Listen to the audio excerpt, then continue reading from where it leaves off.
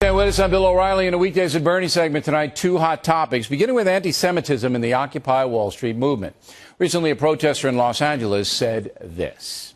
Patricia McAllister, I'm here representing myself, but I do work for the Los Angeles Unified School District. And I think that the Zionist Jews who are running these big banks in our Federal Reserve, which is not run by the federal government, they need to be run out of this country.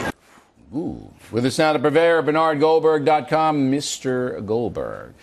So, as I said to Mark Lamont Hill, I mean, all organizations have these fringe players. Right. Do you think this is a theme? I don't know how widespread this is. I'm not suggesting that it is. But I do know this, that there are others who echo her views. There were signs out in Occupy Los Angeles that were clearly anti-Semitic. So while I don't know how widespread it is, she's certainly not the only one, as you can see from these signs. But this I do know for sure. You could have had 10 million people at a Tea Party. If there was one racist sign, it was going to get on the air. Absolutely. It was going to get on the air. Right. And here we have some anti-Semitism. But that woman who we just heard from puts liberals in general and liberal journalists in particular in a dilemma. They're in a bad situation.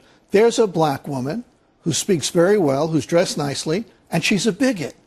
Oh, what are we going to do now? Well, what they're going to do now is ignore it. That's exactly what they're going to do. This, I guarantee you, our audience is the first time they've ever seen her. Exactly. Right. They're just not going to cover it. That's what they always do.